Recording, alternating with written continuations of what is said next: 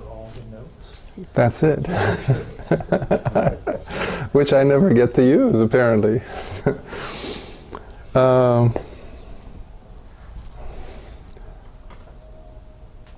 Buddha was known to talk about things that were relevant in the lives of the people who came to listen to him.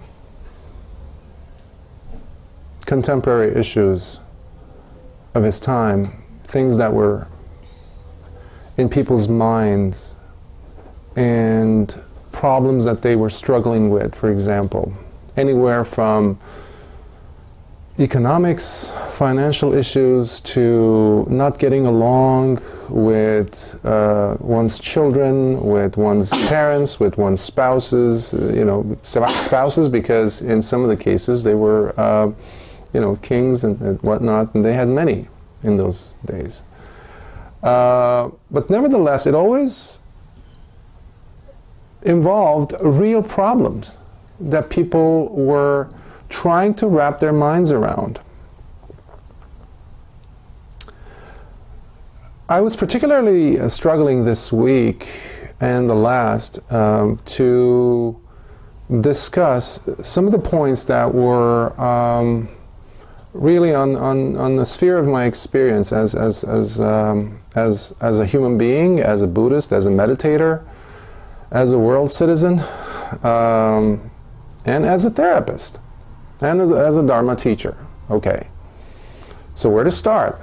There's a lot going on in the world. I mean, if you've ever been listening to any of the talks I've given you, you notice how the emphasis always ends up going, being on the defilements, on greed, or lust, or attachment.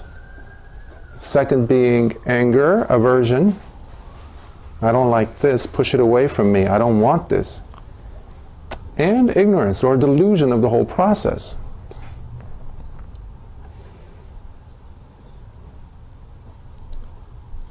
When people come to us complaining, and it doesn't have to be in a professional setting, we have people coming to us as human beings who have friends, and sometimes we can't help but overhear people complaining about their lives, etc. And if you have a radio turned on or something like that, or you're just on social media, you get to see anyone, everyone in many cases, complaining about how things are not the way they're supposed to be. And we often forget, in all of the kindness, in all of the good intentions that we might have within us, within our minds, that you cannot have a world without pain.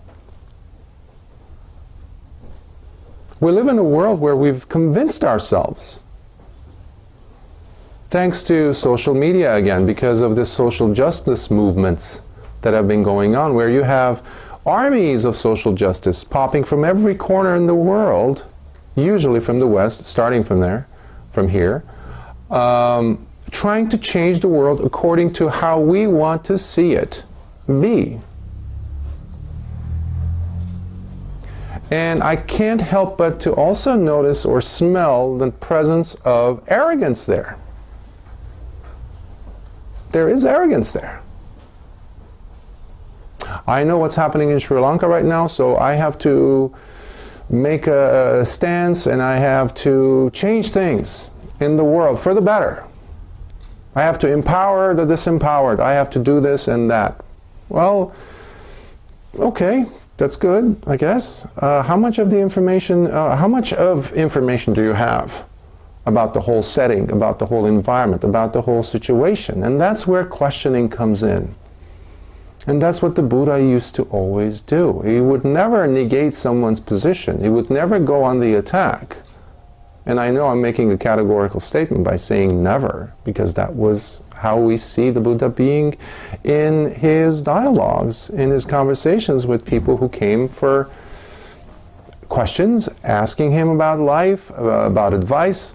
He would always want to know first and foremost what the position was that was being presented to him. What was this person arguing about? What was his or her premise? What were their narratives, basically?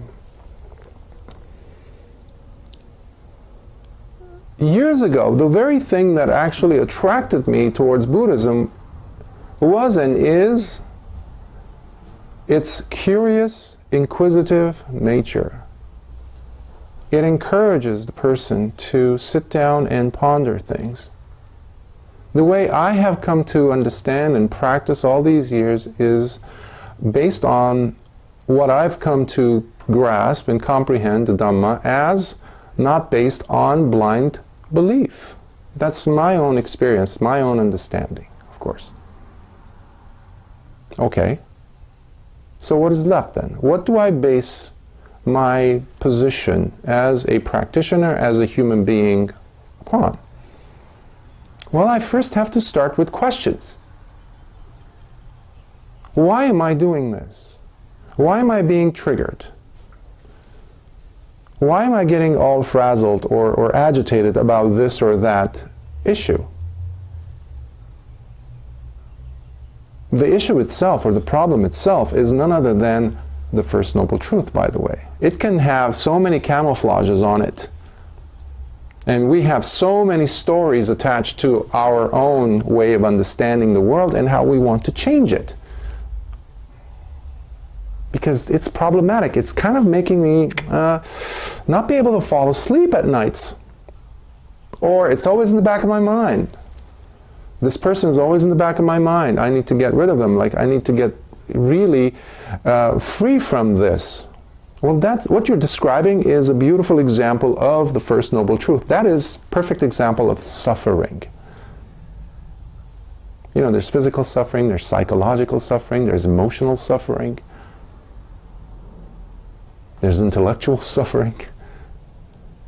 All kinds of sufferings that we can come up with. But ultimately, common denominator is that it is, in essence, a very dissatisfying, uncomfortable state to be in. And when the Buddha actually went ahead and tried to explore, okay, this is there, what is at the backbone of it? What is the thing which is creating it? And that's basically asking the question, what's the cause of suffering? Second Noble Truth. The Second Noble Truth is saying it is your own craving, which is based on ignorance of other factors. You're wanting to kind of block or blot out certain things until you just see one single thing in front of you as the problem. Well, if we've understood anything from the principle of non-substantiality, which is a key factor in Buddhist teaching, which you don't find anywhere else, is, you know, the theory of non-self. It's not non-self. The Buddha never said non-self. It's a combination of different factors. But in essence, you don't find an essence. It's non-substantial. It's made up of several different factors. So based on that, when you're looking at it in that sense, all of a sudden you notice that there is a disintegration of the problem. With all the stories, they disintegrate until you get to see what it is that's gluing all these factors together.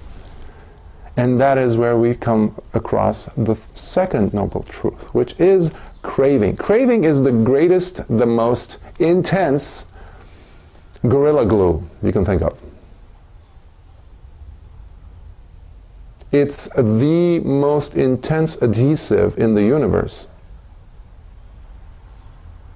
It convinces us that there is this thing, this enemy, this entity, this phenomenon in the world that I need to get rid of.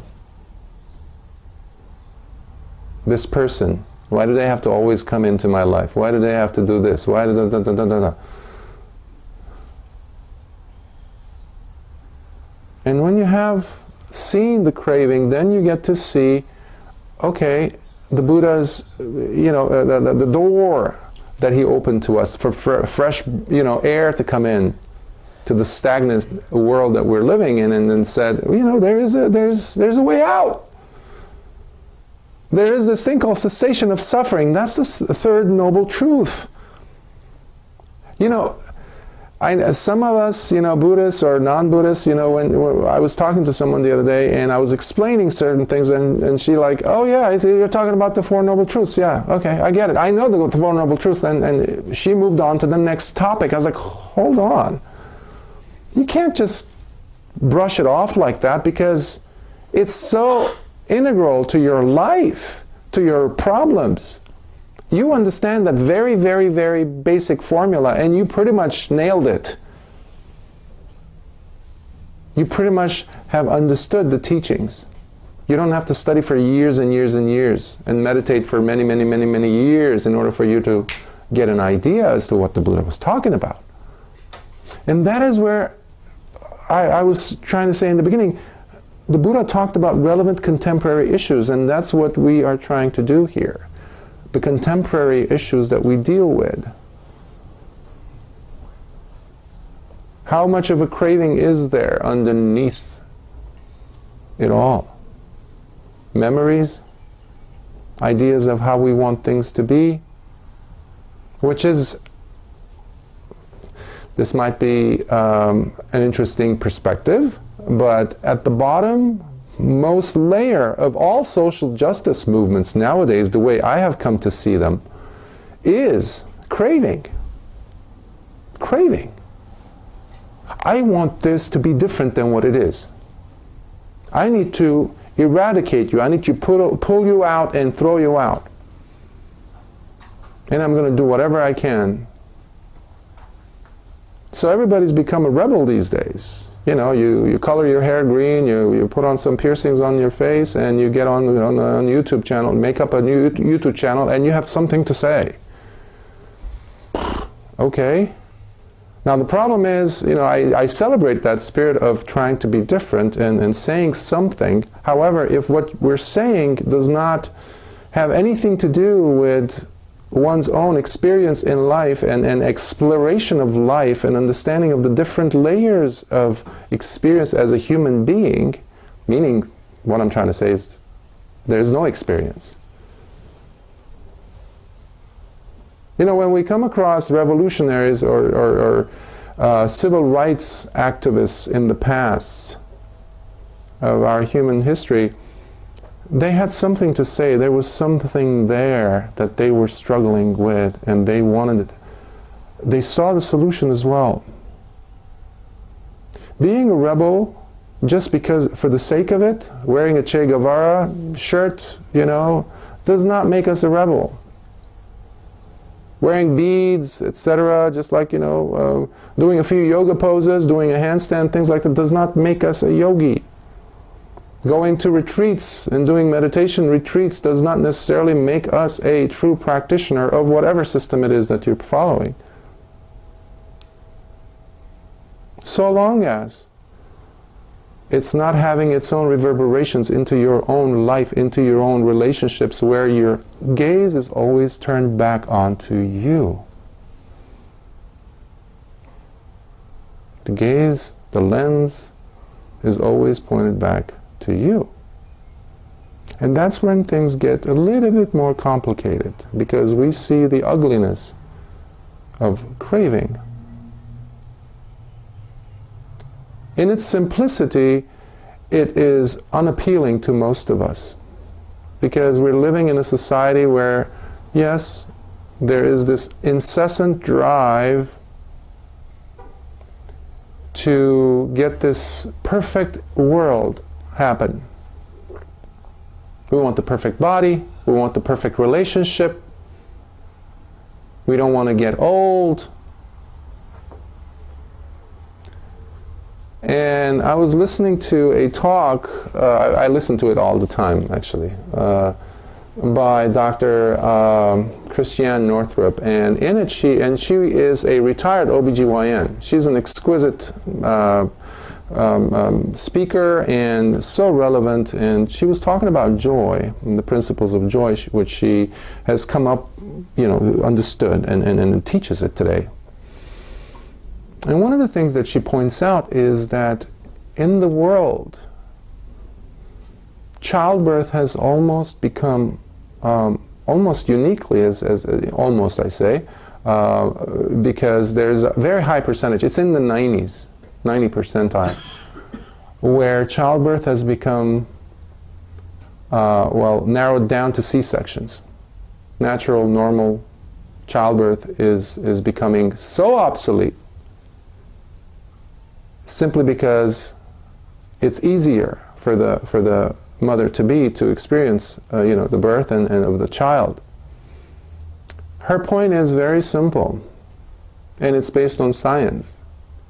She's saying there's so many chemicals, there's so much data that is to be transferred at that moment between the two beings, presuming that there's only one infant, one child, one fetus coming out, and a mother. There's so much that's being lost within that transaction of life, simply because we've found a shortcut. This is not coming from me. I'm a man. I'm a biologically a male person, and I'm not a female, so I'm no authority on childbirth when it comes to a woman experiencing it. But this is coming from an OBGYN whose life has been dedicated to women's issues, physical issues, and she is complaining, and she's not the only one. I work, as my day job, I work with the product of that, meaning the children and the parents, as a therapist. And the problem is that we have become so accustomed to handing out medications to children. Medications that are, don't get me wrong, medications are good when they are prescribed at the right moment, at the right time, for the right population, and temporarily, in many cases, in those very small percentages of when they need to be given. However, we've been handing them out wholesale. ADHD was one of them. Attention Deficit Hyperactivity Disorder, which in the US we just love. And in some countries like France, they've eliminated certain methodologies that we use in the US and other places, typically US, which is the DSM, Diagnostic and Statistical Manual for psychiatric issues, etc., syndromes and diseases and whatnot, which gets fatter and fatter in volume. So we're trying to find shortcuts, in this example, by handing out medications to children so that they can get tamed. Well, last time I checked, looking back at my history and the history of our forefathers, when they're kids, they are roaming about, they're running, they're playing, things like that. But we want them to be sitting in a room for 8 hours. The human brain is not meant for that. Yeah, you can squeeze in some recess time, this and that, but how far is it going to go? I used to be a teacher, by the way. I worked with some of these kids in the capacity of a teacher, and I know how tough it is for teachers to control. How much of a distraction are you going to present to them every 5 minutes? And in my own lifetime, I remember the statistics that I read, back in, I think it was when I first started college, it was about 30, 35 minutes attention span that we had. It has dropped to about 7 minutes. That's the most that a human being can sit down and just listen. And I'm not just talking about children.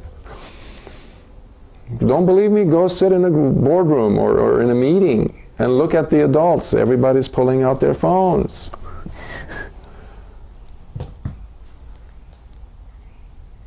And these are issues that we're all struggling with.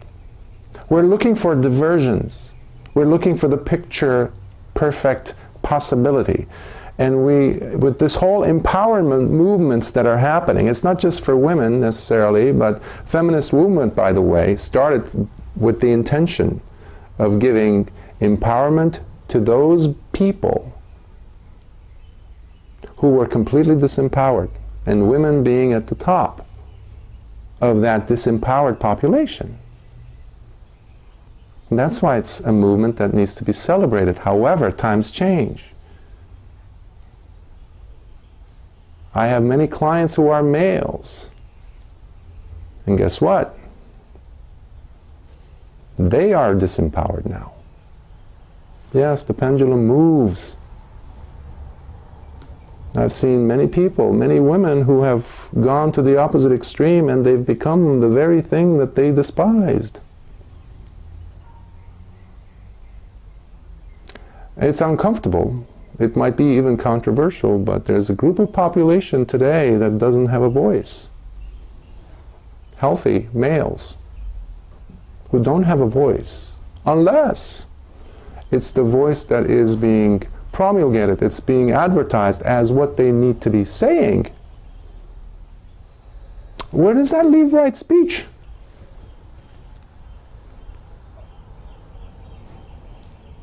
In our practice, the 5 precepts, number 4 is right speech. If I am subversively, if I'm suppressing, if I'm saying something other than what I am experiencing as a human being, male, female, other entity, it really doesn't matter. There's something wrong there. I was talking to someone yesterday, and he was about to express things that he's been noticing in his life and his relationships and all that. And by starting to communicate with me, I noticed that he got to the most trickiest, the most intense, and the most personal part of his whole thesis of his life. And he started apologizing for it before he even said it. He's using, oh, this might be, I said, go ahead and say it. But that's what society has made us. We become crippled. And yes, that's another word that we've removed from the American language, English language.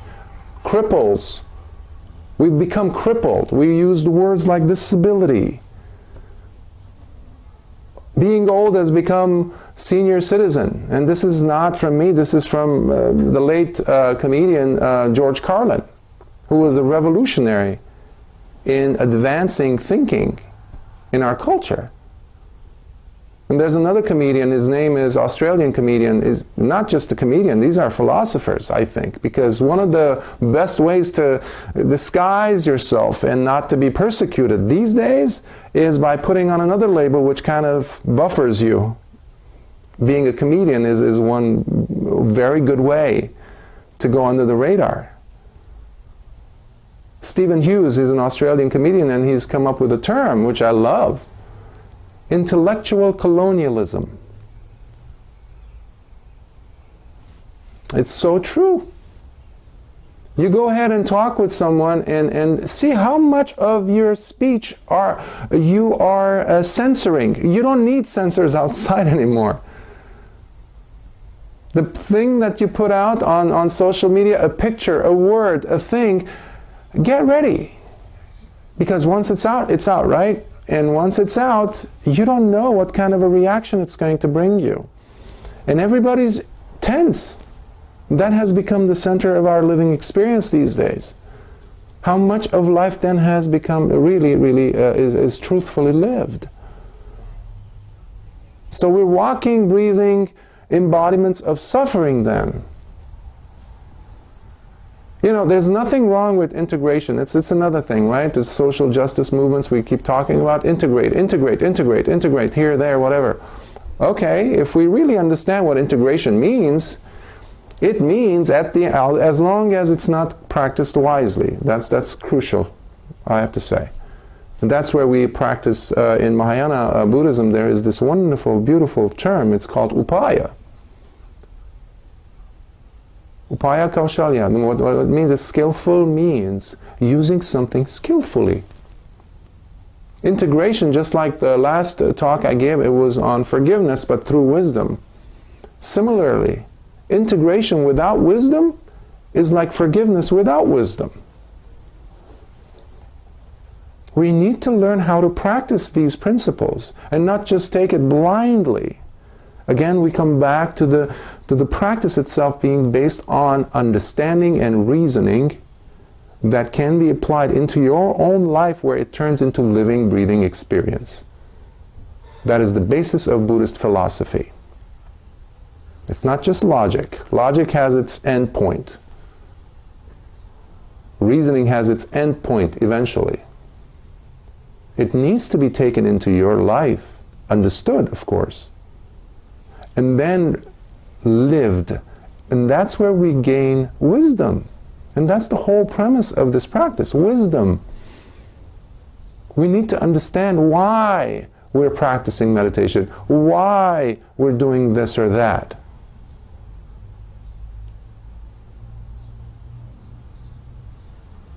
So, how are we with time, Bhante? See, I didn't even, it was like, I never get it right. I was writing these things the other day. I was like, okay, what should I talk about? You know, shallow streams make a lot of noise. It's not my thing. I mean, I've read it so many times. I think that I've seen it also in the Dhamma Talk, where the deeper the river, the less you hear a sound of waves. The shallower the water, the more noise there is. Interesting. Now, when you just peek outside the store or just go on social media, I say social media because whether you have a phone or not, you are at one point or another influenced by it today. Whether you have, and some people I see, they say, oh, I don't have a Facebook, I don't believe in social media. Yeah, but social media believes in you. We're influenced by them. And the drive that we have of wanting to change the world, that's beautiful. But how much of it is based on our clinging to this idea that we're going to create a suffering-free zone? Suffering-free zone. Which is very ignorant. It's denying the very fact of life. We're making new standards as we go along.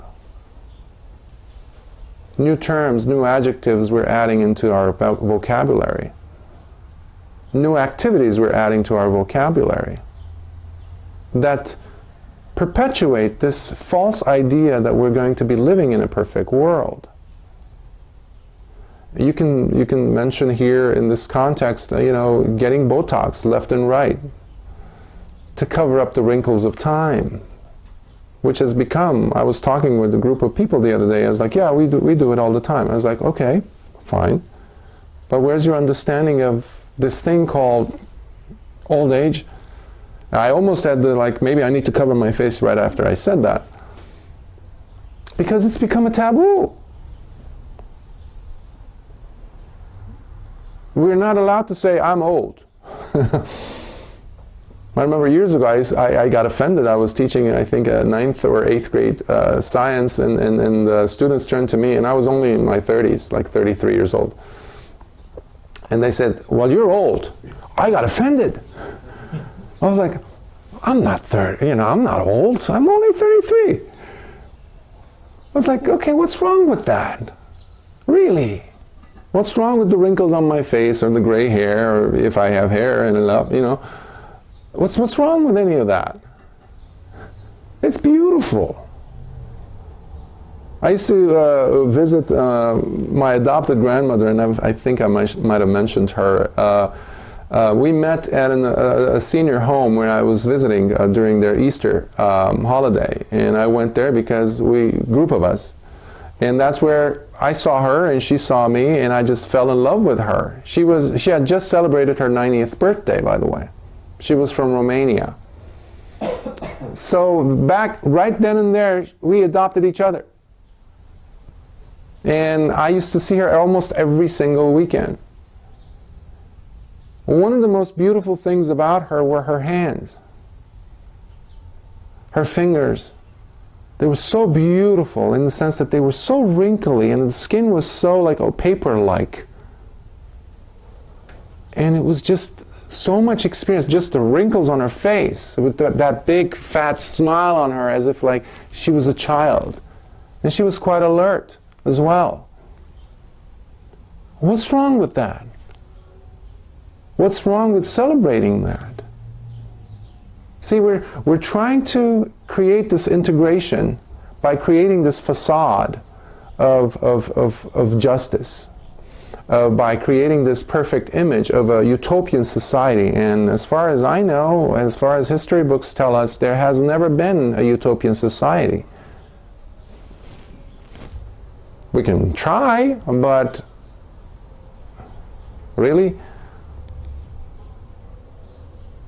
Integrating to a point without respecting the diversity, without giving voice to all of the disempowered parties, because the powerful today will change their position. They will be disempowered tomorrow. The problem is our clinging that, no, we're still disempowered, when we're not. When we're in the powerful position in society. When a grown man is afraid to talk to a grown man about his own feelings and how other people around him are affecting his well-being and his sanity, when this conversation is going through so many filters in order for it to have a semblance of what it was meant to be, there's a problem. When a man is afraid of expressing his feelings. And we have on this side a huge, massive population that says, well, why? We need you to speak. Well, the guy's trying to speak.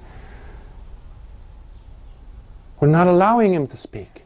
Unless it is according to what our standards of terminology they could use, which is so outdated, which is the epitome of disempowering a group of people. Now even that can change.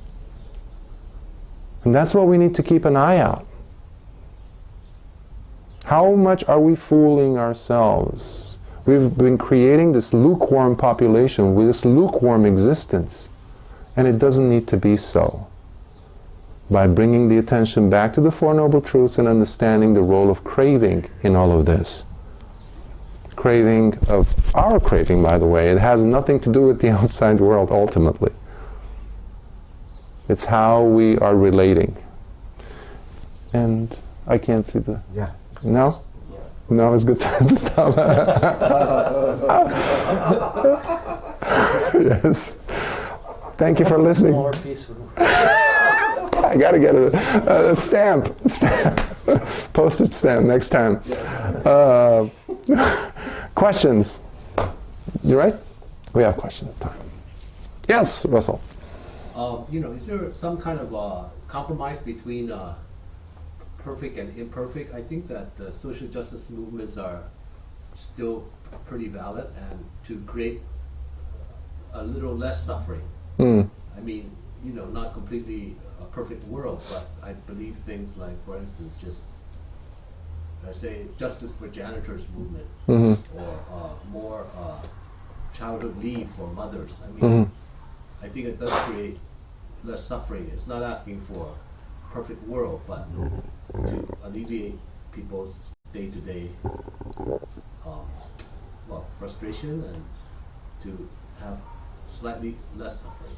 I think that might be, to me, I think it's not asking too much. Mm-hmm. It's not asking for perfection, but asking to alleviate certain things, That's beautifully said, because I wish that would be the premise of any movement, to alleviate some suffering, but not at the cost of creating so much more suffering. I mean, we see movements happen, but ultimately these days, not in the past necessarily, where you see a group of masked individuals spitting at each other, and that's the least offensive thing, right? They're breaking property. I was watching something the other day, and they were breaking the sidewalk, the concrete or the bricks, whatever, and they were pulling out from the cement these blocks of rock, bricks, and tossing it at these glass windows of shops. How is that helping the janitor movement? Because then it's just anger. It's pure anger. There is no justice. There is no seeking of anything that's sublime. And what are we trying to do? So having people who are cool-headed, having at least an agenda like that, the way you said it, that's what I'm noticing that's missing. Everybody wants to say their thing and create a crowd of people, of followers behind. And that's the problem. And that's where the question has to come in. Okay, what is the intention behind this that I'm doing, that I'm about to do? Am I just joining my full voice with the voice of other people? Well, you know, if you want to see a chaos, if you don't want to have any sense of individuality, follow the crowd. Because the crowd is the most nonsensical phenomenon. It doesn't think. So, how much are we following such a premise? And that's why it needs to be constantly revisited. Thank you for that. Any other questions? Yes? Comment. Yeah. Some have said about Buddhism, there is no justice. Justice requires a divine lawgiver to define right and wrong. Rather, in Buddhism, we have karma. Yes, I mean, I agree with that to some extent, because karma, the whole idea of karma at the time of the Buddha, people think to this day, even Buddhist scholars I've come across, they think that karma was around the time of the Buddha, and yeah, the word was there, but it was a totally different spin when it came out of the Buddha's mouth. There were two different kinds of karma at the time of the Buddha's contemporaries. So one of them was the Vedic, which is the Brahmanic understanding of karma, which had to do with rituals. And that's when the Brahmin class was always at the top of caste system in India, to this day, which has to do with rituals. If a certain ritual is done in a certain way, you will gain karma that will allow you in the next life to be born as a Brahmin, one of them, but not in this life. So at the most you could do is gain through rituals, and that's where the mantras came in, the certain rites and rituals. That's one understanding that was prevalent of karma. And the other karmic understanding was found in the Jain system. Mahavir. His understanding of karma was quite different. It actually has a physical shape in a sense. It's almost like colors, like black or some type of a shade that you have to remove by constantly doing non-violent acts. Let's say walking on grass would be a taboo. Why? Because there's insects, it might be there, and you might step on them and you're creating karma. Or drinking water that is, warming the water in a certain way, where bacteria are not going to be swallowed. Well, you just kill the bacteria by boiling the water. And not eating fish or not eating animals. Why? Because you are, by not doing certain things, you're removing layers of karma. Those were the two concepts of karma at the time of the Buddha. Now the Buddha comes in and he says, you got it all wrong. Karma has to do, first and foremost, kar comes from the root, kiru. Kiru is to do. It's an action verb. Action verb. It has to do with action. So when we say karma, it's action. So by itself, that's where my added thing to that, Venerable Kusala, is that there is an added caveat to that. Intentional action is crucial. What we in the West have come to understand karma to be is what we see happening in the person. Oh, the person is born with one leg. Oh, that's his karma, or whatever. We're talking about the vipakas, the fruits of the karma, of actions, intentional actions that were committed in the past. It might be from last week, it might be from past lives.